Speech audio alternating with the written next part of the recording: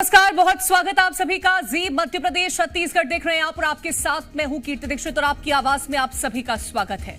वित्त मंत्री निर्मला सीतारमण ने 7वीं बार देश का बजट पेश करके रिकॉर्ड बनाया। 1 घंटे 23 मिनट में बजट भाषण में वित्त मंत्री ने समाज के हर वर्ग को साधने की कोशिश की। सरकार इस बजट को लेकर काफी उत्साहित नजर आ रही है। जहां प्रधानमंत्री मोदी से लेकर के मध्य प्रदेश के सीएम डॉक्टर मोहन यादव तक इस बजट को विकसित भारत की नींव बता रहे हैं, तो विपक्ष को सरकार का ये बजट ज्यादा रास नहीं आया। कांग्रेस अध्यक्ष मल्लिकार्जुन खड़गे से लेकर के पीसीसी चीफ जीतू पटवारी तक बजट को लेकर के सरकार पर हमलावर हो गए। कितना खास है निर्मला ताई का खजाना और क्यों है विपक्ष का निशाना, आज आपकी आवाज में करेंगे चर्चा, लेकिन उससे पहले रिपोर्ट देखिए।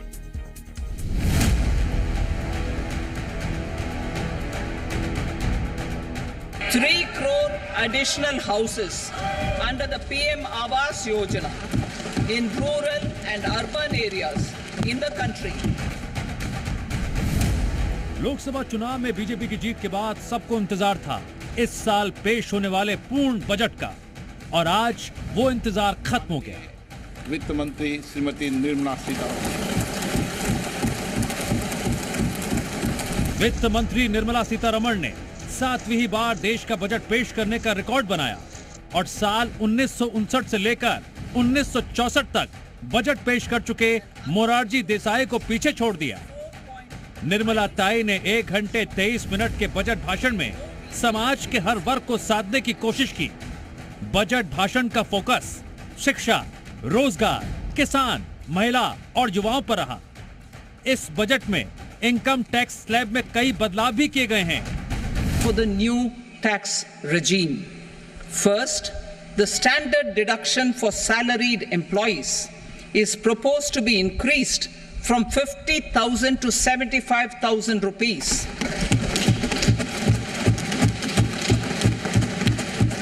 Similarly, deduction on family pension for pensioners is proposed to be enhanced from 15,000 to 25,000 rupees.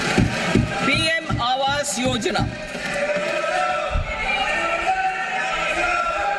3 crore additional houses under the PM Awas Yojana in rural and urban areas in the country have been announced, for which the necessary allocations are being made. The poor, women, youth and the farmer. Budget पेश करने के बाद सरकार का दावा है ये budget Bharat के विकास का है। विपक्ष निर्मला ताई के बजट से नाखुश नजर आ रहा है।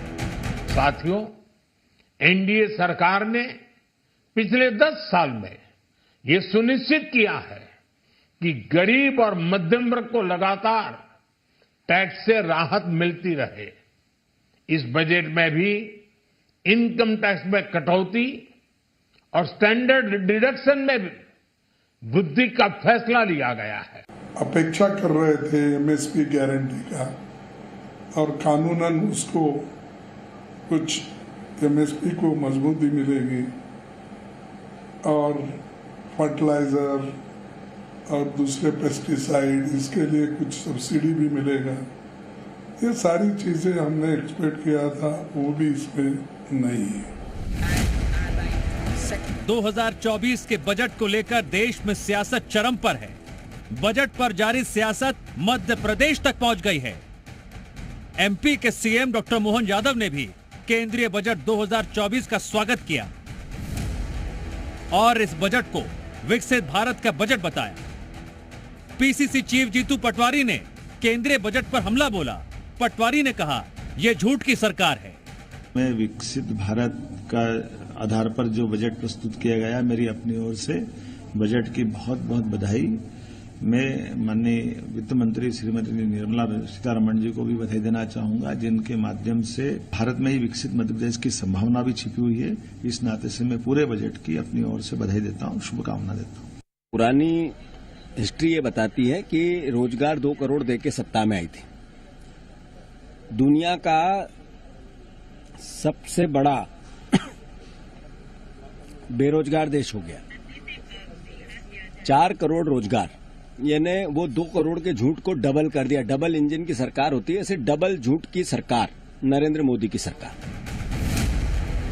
मोदी 3.0 के पहले बजट में सरकार ने 9 प्राथमिकताएं निर्धारित की हैं, जिसमें कृषि उत्पादकता, रोजगार और कौशल प्रशिक्षण, आर्थिक विकास, समावेशी मानव संसाधन विकास और सामाजिक न्याय को प्राथमिकता देने की बात शामिल है।